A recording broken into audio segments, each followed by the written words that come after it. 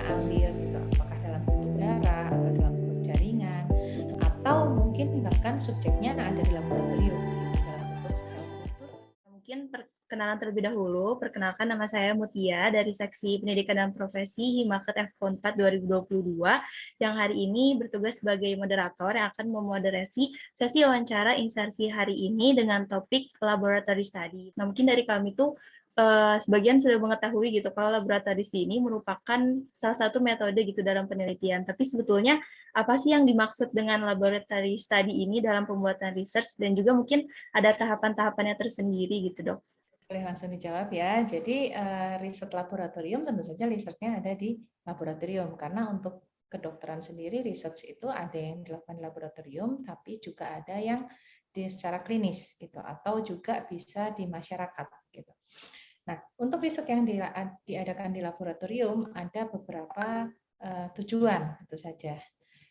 Apakah itu kita ingin menguji sesuatu komponen pada sel atau pada hewan coba gitu untuk menemukan satu pengobatan baru, atau juga kita ingin melihat beberapa parameter yang ada di dalam darah misalnya. Kalau misalnya berasal dari pasien, sampelnya berasal dari pasien.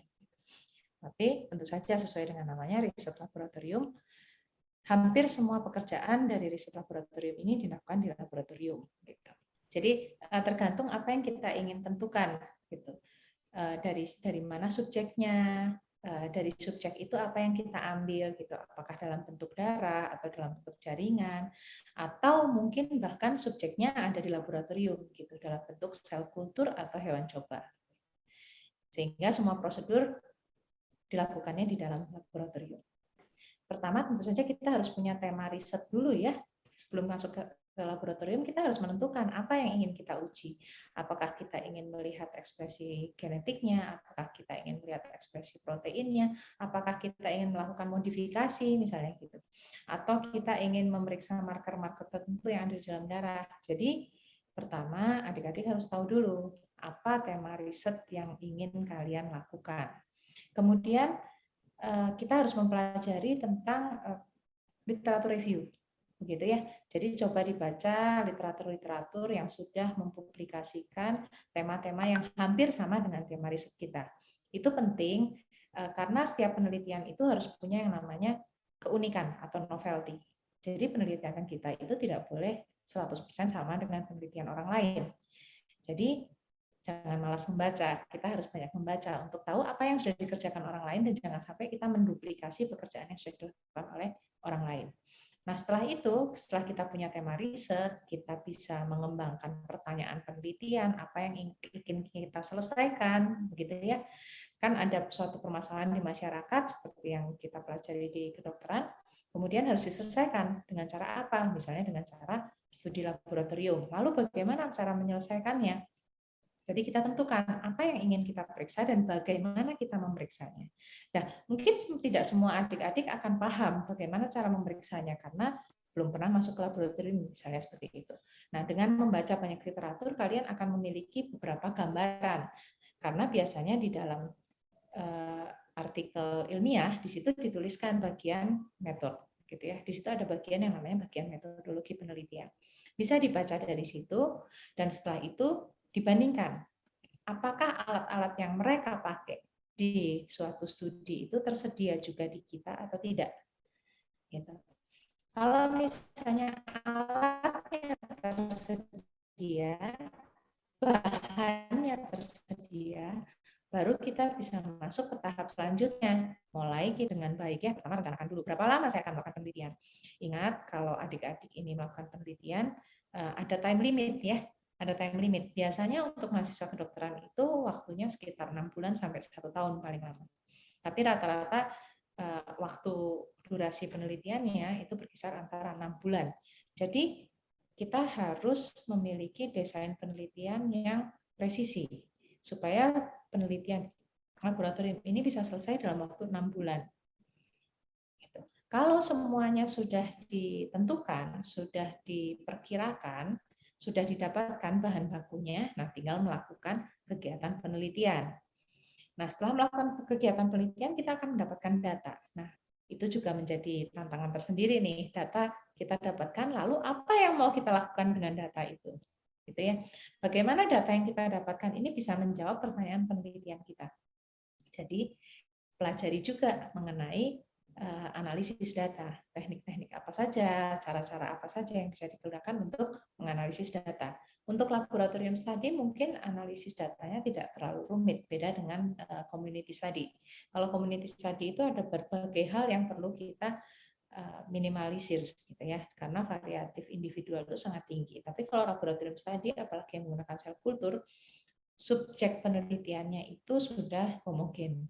Jadi analisis datanya biasanya tidak terlalu rumit gitu, hanya melihat perbedaan antar kelompok gitu, beda 2 kelompok, 3 kelompok, 4 kelompok, kemudian kita lanjutkan dengan uji post hoc. Nah, setelah selesai kita mendapatkan data, tugas selanjutnya adalah penulis laporan ya, karena sayang sekali penelitian itu kalau tidak dituangkan dalam satu bentuk manuskrip atau tulisan ilmiah. Jadi secara singkat, satu, tentukan dulu tema riset, buat hipotesisnya, tentukan metodologi penelitiannya, kemudian kita merencanakan tahap-tahapan penelitian. Baru lakukan penelitian. Setelah dapatkan data, lakukan analisis yang tepat, dan tulis laporannya. Mungkin begitu ya. Nah, mungkin tadi dari penelitiannya itu kan kayak ada beberapa yang harus disusun ya dok, termasuk misalkan target penelitian, terus variabel dan sampel. Nah mungkin bagaimana sih dok cara memilih target penelitian, kemudian juga cara penentuan variabel dan sampel dalam penelitian lab study ini dok? Dalam lab study biasanya kita balik lagi ya, kita tentukan dulu temanya apa. Apakah kita mau mencari mekanisme gitu. Biasanya untuk basic science kita mencari mekanisme terjadinya satu penyakit atau mekanisme bagaimana cara penanggulangan satu penyakit gitu, dengan pemberian obat, dengan pemberian herbal. Kemudian kita ingin melihat nih di dalam selnya apakah yang berubah sehingga penyakit tersebut bisa dicegah atau efek samping dari penyakitnya bisa diperlambat, misalnya seperti itu. Jadi kita tentukan dulu apakah studi ini bisa dilakukan di manusia, atau kalau kita membutuhkan beberapa sampel jaringan seperti biopsi, biasanya kita pindahkan karena akan sulit ya mendapatkan sampel jaringan dari manusia. Biasanya untuk manusia itu lebih banyak didapatkan sampel darah, sampelnya berasal dari darah. Tapi kan tidak semua marker itu bisa kita dapatkan dari darah. Jadi kalau marker yang kita akan periksa itu harus didapatkan dari jaringan, biasanya kita akan pindahkan subjeknya ke lab study. Sebagai contohnya, apakah bisa menggunakan animal study atau dengan sel kultur, tergantung dari target penelitiannya seperti apa. Masing-masing punya kelebihan dan kekurangan, jadi mungkin bisa dipertimbangkan tujuannya apa, apakah mengetahui mekanisme, kalau mekanisme kedua-duanya bisa, di sel kultur bisa, di animal bisa. Tapi kekurangannya kalau sel kultur itu biasanya terdiri hanya satu sel, jadi bukan satu sistem organ.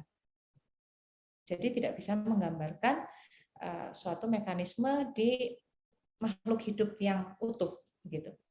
Jadi biasanya kalau suatu mekanisme sudah terbukti di sel kultur, kita akan naik berikutnya ke animal study. Gitu.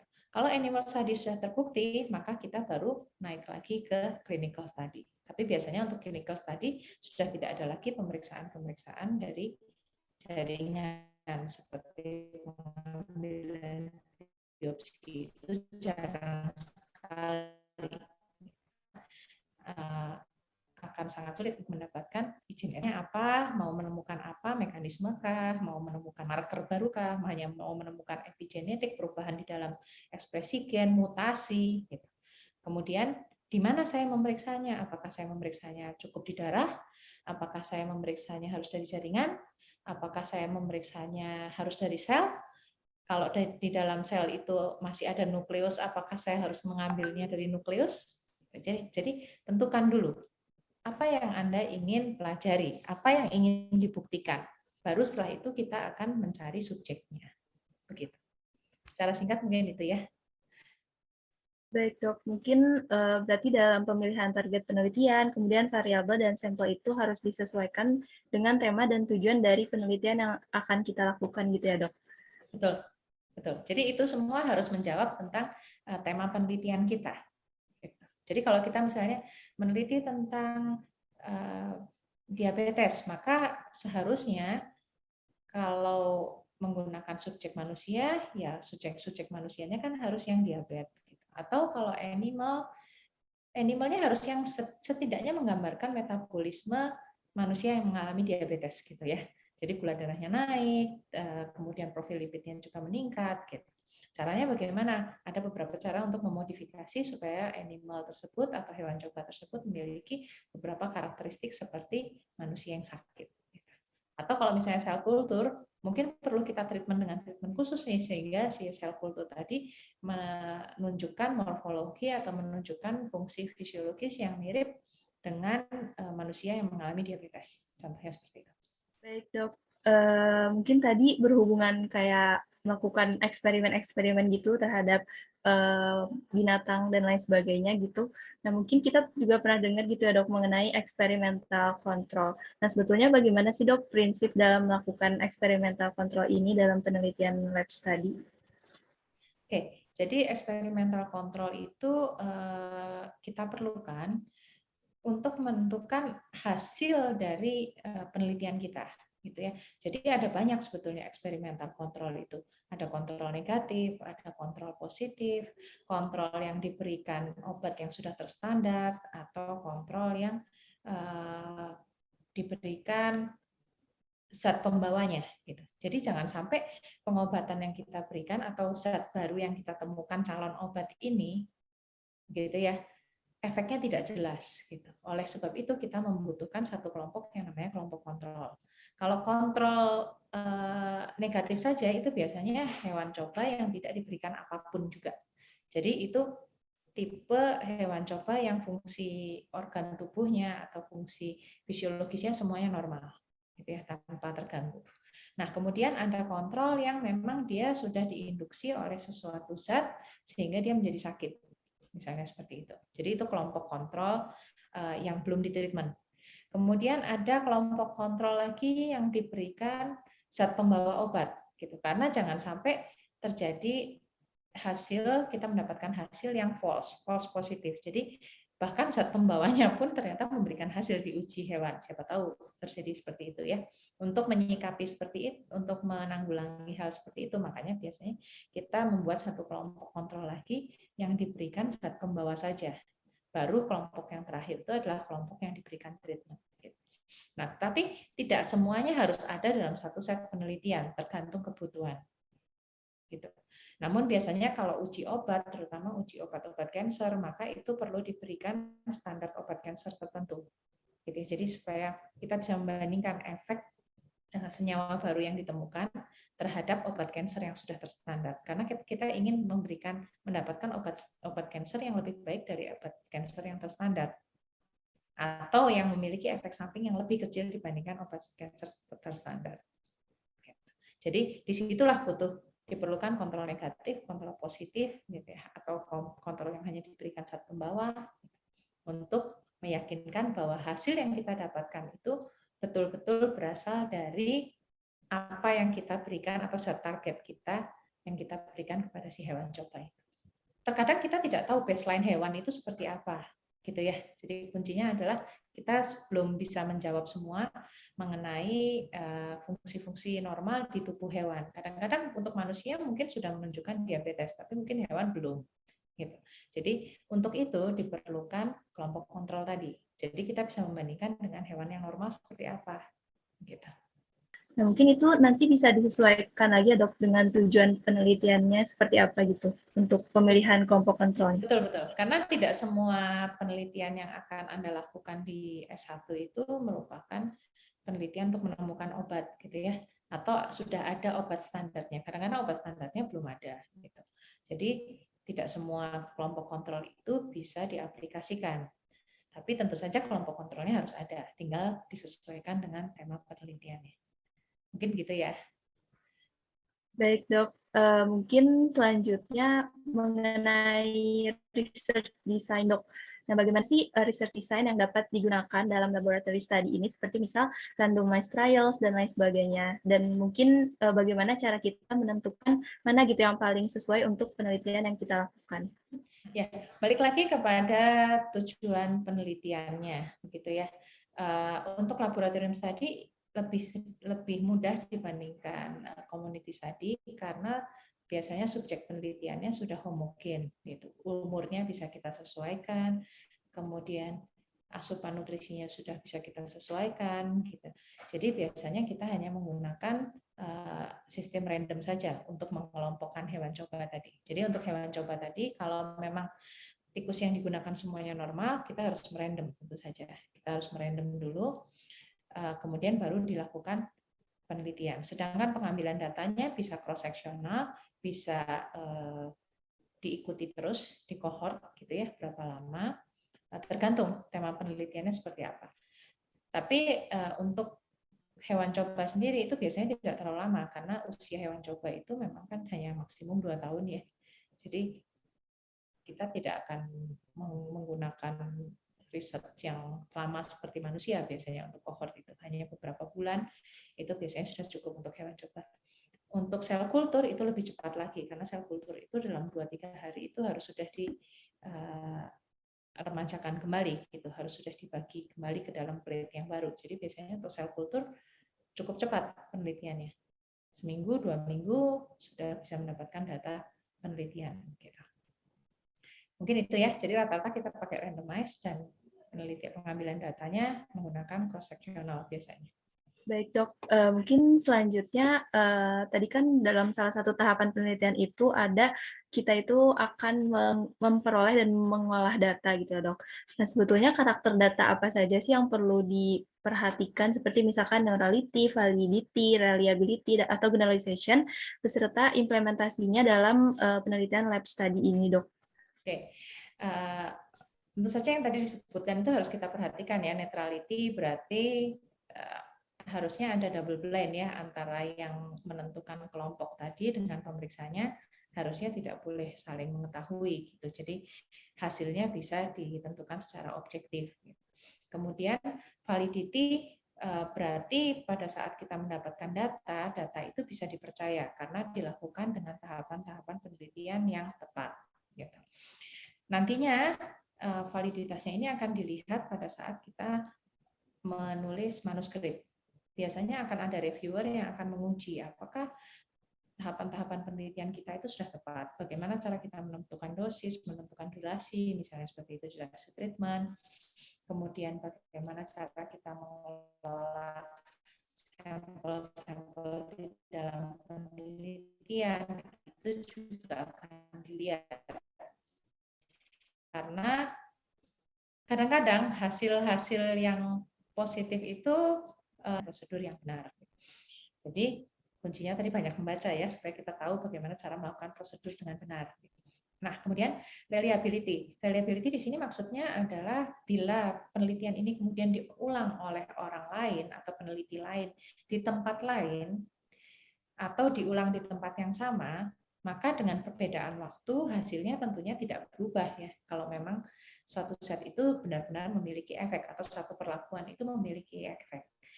Entah diulang sekarang, tahun depan, 2 tahun lagi, kalau memang hasil penelitian kita itu benar, berarti hasilnya harusnya sama. Nah, kemudian yang terakhir kan generalisasi, yaitu apa yang kita temukan itu harusnya juga bisa ditemukan oleh peneliti lain di luar negeri gitu ya, atau di tempat lain dengan protokol yang sama, dengan hasil yang sama. Kenapa? Karena target penelitian yang nanti akan kita peroleh, contohnya obat gitu ya, obat yang akan kita teliti nanti, tentunya nanti akan kita berikan ke masyarakat. Masyarakatnya di seluruh dunia kalau bisa kan. Jadi hasil penelitian kita harusnya bisa mendapatkan efek yang sama pada semua populasi manusia di dunia. Jadi keempat-empatnya tadi harus diperhatikan dengan baik. Nah, untuk hal itu kita harus mempelajari cara-cara mengolah data dengan baik tentu saja. Jadi silahkan Anda mempelajari ya cara-cara kalau sudah mendapatkan data bagaimana harus menghitungnya. Biasanya kita lihat dulu apakah data itu homogen atau tidak gitu ya. Kemudian distribusinya normal atau tidak. Kalau distribusinya normal maka apa yang harus diuji selanjutnya gitu. Terus yang perlu diingat ya, data positif itu bukan segalanya, karena penelitian itu datanya bisa positif, bisa negatif. Paham ya? Jadi datanya memang ada yang bisa sesuai dengan keinginan kita, sesuai dengan teori. Tapi kadang-kadang pun ada yang tidak sesuai dengan teori. Maka kita harus jujur, harus punya kejujuran juga. Jadi bila ternyata data itu tidak sesuai dengan hipotesis kita, itu juga bagian dari proses, gitu. Itu bagian dari data. Kita harus jujur untuk menampilkan data itu apa adanya. Karena ada beberapa kasus yang beberapa orang yang merasa bingung kalau menampilkan data negatif. Padahal mungkin saja, itu dimungkinkan saja, karena kan teori itu tidak selamanya selalu sama. Perbedaan keadaan, perbedaan treatment, perbedaan dosis, itu seringkali juga membuat hasil penelitian menjadi berbeda. Baik dok, kalau untuk tadi misalkan reliability ya dok, itu tuh boleh gak sih dok kalau misalkan dalam penelitian itu nggak memenuhi salah satu aspek dari karakter data itu? Sebaiknya memenuhi seluruh aspek data ya, semua aspek karakter data. Karena kalau keempat-empatnya ini tidak bisa dipenuhi, maka akan sulit kita mempertanggungjawabkannya secara ilmiah. Gitu. Jadi keempat-empatnya harus dipenuhi. Gitu. Nah, nanti bagaimana cara menghitungnya, cara mengukurnya, silahkan adik-adik berkonsultasi dengan dosen pembimbingnya masing-masing, karena pasti ada setiap kasus, setiap tema itu pasti memiliki masalah yang berbeda-beda. Jadi kita akan belajar dari researcher yang sudah mahir, gitu ya, yang sudah berpengalaman dalam melakukan riset. Pasti cara pandang, cara mengukur reliabilitasnya akan berbeda, karena mereka sering berkontak dengan para peneliti di dunia luar, gitu ya, di dunia internasional, sehingga cara pengukuran reliabilitasnya, validitasnya, netralitasnya itu akan lebih terstandar. Mungkin dari pemaparan dokter tadi, mungkin saya dan juga teman-teman di sini cukup tertarik gitu ya untuk nantinya menjadi pelaku dari lab study gitu. Nah mungkin seperti apa sih dok kita itu bisa menjadi bagian dari pelaku lab study dalam suatu riset, dan juga apakah ada syarat-syarat tertentu gitu dok untuk menjadi pelaku lab study tadi? Oke, yang pertama adalah apakah riset yang ada itu sesuai dengan minat kita. Tentu saja riset yang ada itu harus sesuai dengan minat kita. Kalau tidak sesuai dengan minat kita, kita akan merasa terpaksa dan berat dalam melakukannya. Jadi tahap yang pertama adalah temukan dulu apa minat, gitu ya, apa riset-riset yang sesuai dengan keinginan kita dengan skill kita. Gitu. Nah setelah itu milikilah karakteristik seorang saintis. Gitu. Jadi seorang saintis itu punya mindsetting yang selalu menganalisis segala sesuatu. Itu sudah kita pelajari mungkin ya di tutorial, nah tinggal diaplikasikan nih dalam penelitian laboratorium.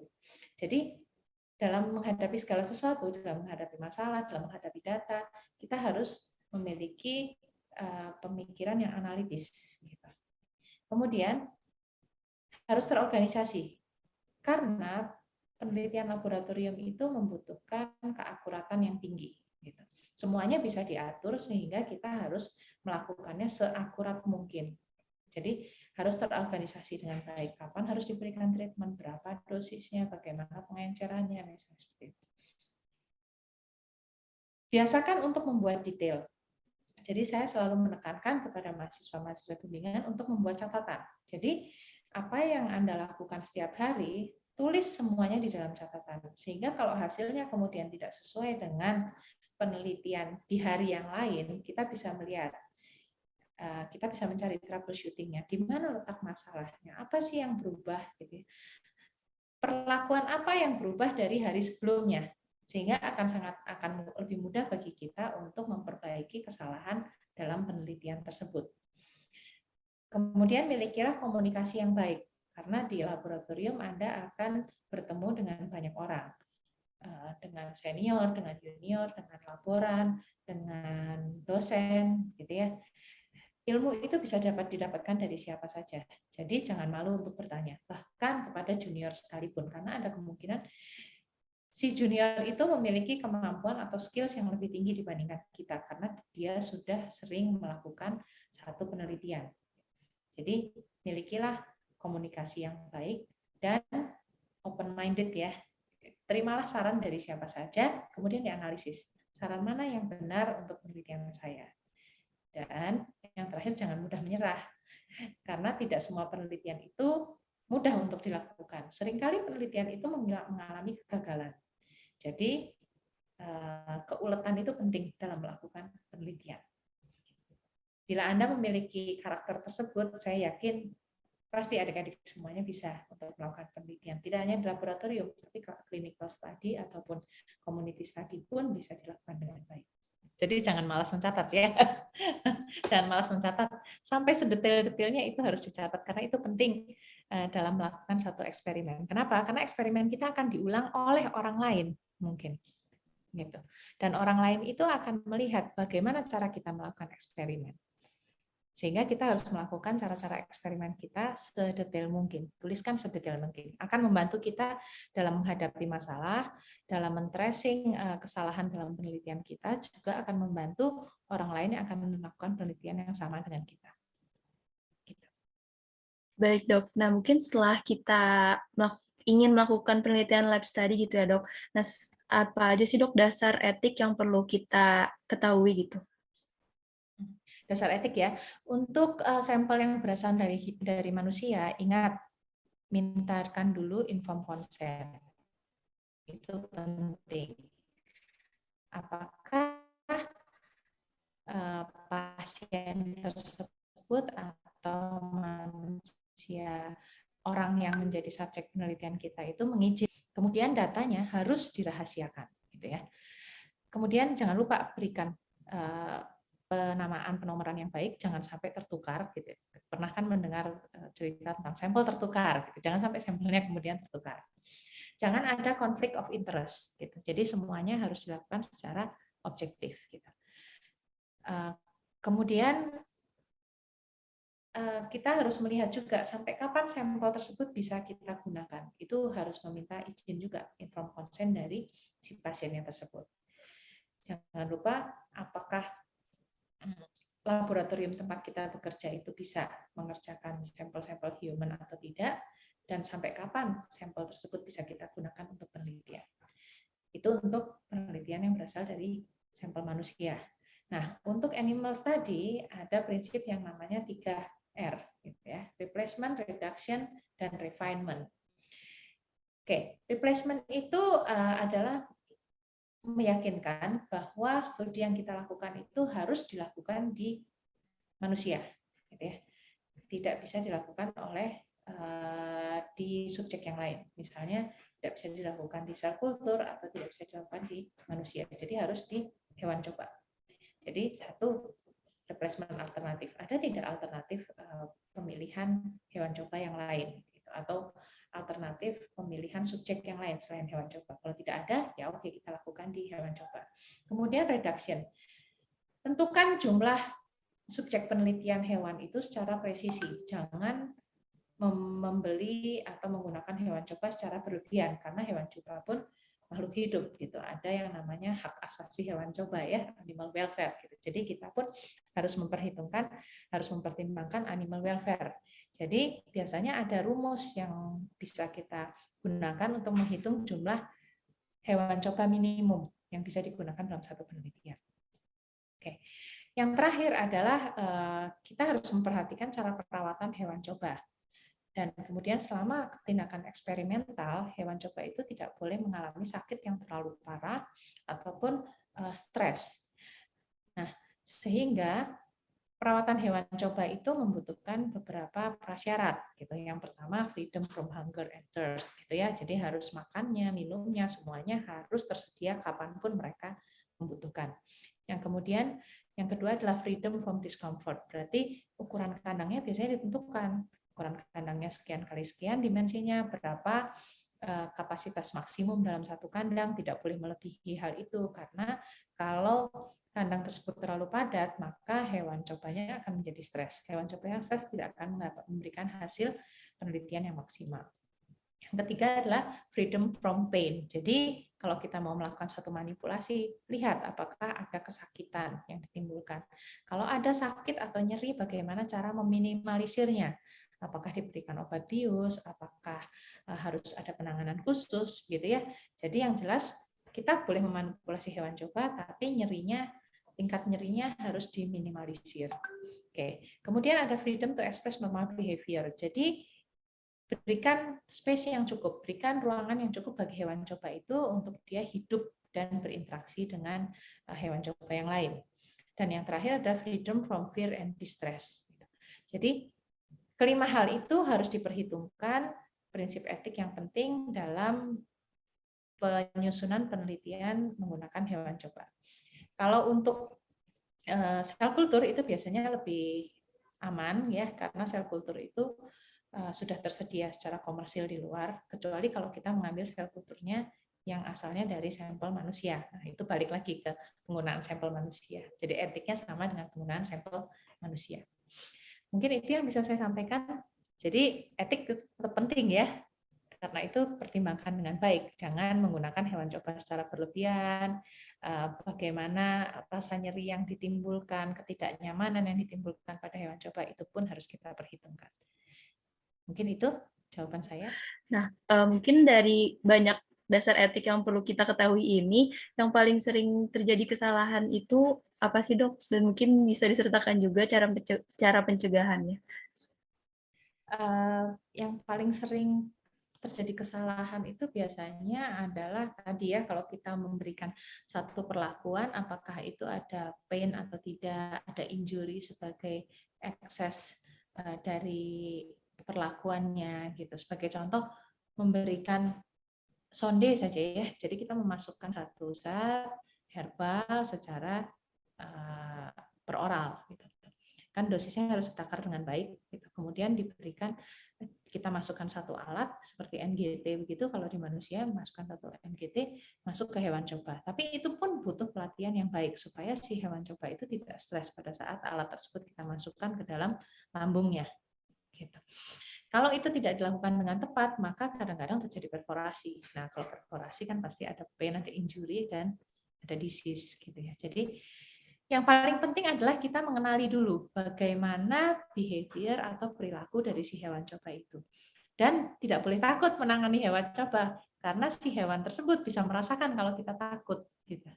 Jadi kita harus sebelum kita mulai satu penelitian dengan hewan coba, mulai biasakan dulu untuk menghandle si hewan coba tersebut. Jadi kita punya bonding, bisa menguasai perilaku si hewan coba tersebut. Baru setelah itu kita bisa melakukan manipulasi kepada hewan coba tersebut. Itu ya, mungkin. Baik, Dok. Jadi ternyata untuk yang subjek penelitiannya itu hewan coba cukup banyak ya, Dok, prasyaratnya. Terutama tadi juga biasanya justru pelakunya yang takut. Kalau kita takut itu biasanya membuat hewannya menjadi mengalami pain atau injury gitu, karena kita tidak bisa menghandle-nya dengan tepat. Gitu. Berarti penting ya, Dok, ya, untuk kita membuat bonding dengan hewan coba kita nanti. Ya, bonding pun perlu itu ya, bonding dengan hewan coba. Karena kalau misalnya kita takut pada saat handling hewan coba, pada saat kita datang saja pegang hewan cobanya sudah gelisah gitu. Nah, kalau hewan coba itu gelisah, tidak akan bisa dipegang dengan baik, tidak akan bisa disonde dengan baik. Gitu. Jadi pengalaman itu penting ya, dan bagaimana kita mengatur emosi kita itu juga penting dalam menghandle si hewan coba tersebut. Jadi memang tidak sesimpel yang dibayangkan. Baik, Dok. Mungkin selain bisa membuat bonding dengan hewan coba tadi, apakah ada tips and trick gitu, Dok, dalam penyusunan penelitian lab study ini? Tips dan trik pertama kita harus tahu ya, balik lagi kita harus tahu temanya seperti apa. Nah, kemudian kita harus mengerti bahwa kita ini punya time limit. 6 bulan itu waktu yang cukup singkat. Karena di Indonesia kita mengalami beberapa kesulitan terutama dalam mendatangkan reagen-reagen dari luar. Jadi perhitungkan dengan baik reagen apa yang kita butuhkan, kemudian harganya berapa lama itu bisa didapatkan, berapa lama penelitian kita. Gitu. Jadi kalau kita melakukan penelitian dengan laboratorium study, kita harus memperhitungkan bahwa penelitian itu bisa selesai dalam waktu 6 bulan. Jadi ikutilah protokol timeline itu dengan baik. Kemudian lakukanlah protokol yang memang sudah familiar di tempat laboratorium kita. Kenapa? Kalau kita melakukan suatu protokol yang baru, maka masalah itu akan banyak sekali terjadi, dan masalah yang terjadi itu akan memperlambat kita mendapatkan hasil penelitian. Kalau Anda adalah mahasiswa S2 dan S3 yang waktu studinya lebih panjang, maka tidak apa-apa untuk mencoba satu protokol baru. Tapi kalau mahasiswa S1 mencoba satu protokol baru itu memberikan risiko yang tinggi terhadap terjadinya kegagalan penelitian. Jadi pastikan protokol apa yang mau dilakukan, dan protokol itu sudah tersedia dengan baik, alat-alatnya apakah sudah ada di laboratorium yang Anda tuju, kemudian adakah pendamping gitu ya, pendamping atau siapa yang bisa mengajari Anda melakukan protokol tersebut, karena biasanya pendamping ataupun senior itu memiliki tips-tips yang berguna, sangat berguna dalam melakukan satu penelitian. Kemudian perhitungkan ya apa yang Anda perlukan, dan terakhir timeline. Timeline itu perhatikan dengan baik, karena waktu 6 bulan itu sekali lagi tidak lama. Waktu 1 tahun pun tidak lama, apalagi kita harus membaginya dengan kuliah dan tutorial. Jadi perhitungkan timeline dengan baik. Atau paling tidak setahun mungkin ya. Setahun Anda mengambil sekarang, bulan Mei itu kan harus sudah ujian, harus sudah ada data. Jadi perhitungkan timeline dengan baik. Jangan lupa catat semuanya. Jadi kegagalan, keberhasilan, konsultasikan dengan supervisor. Baik dok, jadi intinya bisa dipersiapkan dari sekarang gitu ya dok, mengenai ya. Persiapkanlah sejauh mungkin, karena kalau Anda memiliki waktu yang semakin singkat, biasanya akan lebih stressful ya, akan lebih tertekan kita dalam melakukan suatu penelitian. Dan penelitian yang dilakukan di bawah tekanan seperti itu biasanya ada saja kegagalan yang akan terjadi. Jadi lebih baik pada penelitian laboratorium, persiapkanlah dengan baik sebaik-baiknya jauh-jauh hari. Baik dok, mungkin pertanyaan tadi itu menjadi pertanyaan terakhir pada sesi wawancara insersi kita hari ini, karena mungkin keterbatasan waktu juga. Nah mungkin sebagai penutup pada sesi wawancara hari ini, kami persilakan kepada Dr. Hana mungkin bisa memberikan closing statement mengenai topik hari ini dok. Ya, saya berharap topik hari ini bisa memberikan insight yang baru dan membuat adik-adik semuanya memiliki semangat dan interest dalam mencoba penelitian di laboratorium. Tapi sekali lagi, milikilah wawasan yang baik dan cobalah untuk berpikir analitik ya. Jadi dalam segala hal, cobalah untuk dianalisis dengan baik sehingga kita bisa melakukan penelitian dengan sebaik-baiknya dan mendapatkan hasil yang terbaik.